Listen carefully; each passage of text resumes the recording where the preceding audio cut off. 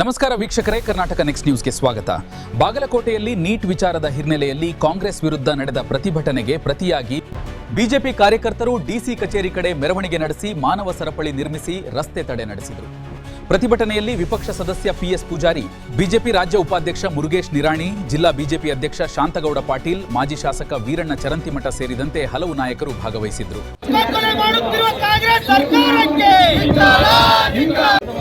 ಮಾನವ ಸರಪಳಿಯನ್ನು ನಿರ್ಮಾಣ ಮಾಡಲಿಕ್ಕೆ ಬರಬೇಕು.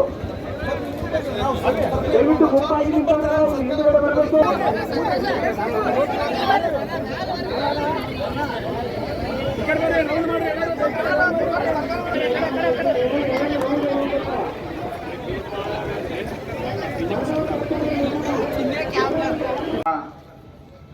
ದಿಲ್ಲಿಯಲ್ಲಿ ಮಾಡ್ತಾ ಇರೋದನ್ನು ನೀವು ಮಾಧ್ಯಮದ ಮುಖಾಂತರ, ಟಿವಿ ಮಾಧ್ಯಮದ ಮುಖಾಂತರ ನೋಡ್ತಾ ಇದ್ದೀರಿ. ಅವರಿಗೆ ಯಾವುದೂ ಪ್ಲಾಟ್ಫಾರ್ಮ್ ಸಿಕ್ಕಿರಲಿಲ್ಲ. ಹಲವಾರು ಸಾರಿ ಇಂಥ ಕೆಲಸ ಕಾರ್ಯಗಳನ್ನು ಮಾಡಿ ಕೈ ಸುಟ್ಟುಕೊಂಡಂಥ ಅರೆಬೆರೆ ಬೆಂದಂಥ ವಿರೋಧ ಪಕ್ಷದ ನಾಯಕ ರಾಹುಲ್ ಗಾಂಧಿ ಈ ಒಂದು ಉದ್ದಟತನದ ಕೆಲಸಕ್ಕೆ ಕೈ ಹಾಕಿದ್ದಾರೆ.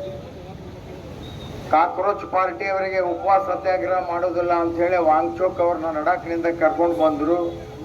ಶಾಂತಿಯುತವಾಗಿ ಅವರು ಪ್ರತಿಭಟನೆಯನ್ನು ಮಾಡ್ತಿದ್ರು. ಇವತ್ತು ಅವರ ಹೆಂಡತಿ ಆಗಿರುವಂಥ ಸೋನಮ್ ವಾಂಗ್ಚುಕ್ ಅವರು ಸ್ಟೇಟ್ಮೆಂಟ್ ಕೊಟ್ಟರು, ಇದು ನಮ್ಮ ಪ್ರತಿಭಟನೆ ಅಲ್ಲ, ಎಲ್ಲ ಗುಂಡಾಗಳನ್ನ ಕರ್ಕೊಂಡು ಬಂದಿದ್ದಾರೆ, ಅದಕ್ಕೆ ನಾವು ಈ ಪ್ರತಿಭಟನೆಯನ್ನು ಮುಕ್ತಾಯಗೊಳಿಸ್ತೀವಿ ಅಂಥೇಳಿ. ಇವತ್ತು ಅಮಿತ್ ಶಾ ಅವರು, JP ನಡ್ಡಾ ಅವರು ವಾಂಗ್ಚುಕ್ ಅವರನ್ನ ಭೇಟಿ ಮಾಡಿ ಇವತ್ತು ಆ ಪ್ರತಿಭಟನೆಯನ್ನು ಹಿಂದೆ ತೆಗೆದುಕೊಳ್ತೀವಿ ಅಂತೇಳಿ ಇದೀಗ ತಾನೇ TV ನ್ಯೂಸ್ನಲ್ಲಿ ಬರ್ತಾ ಇದೆ.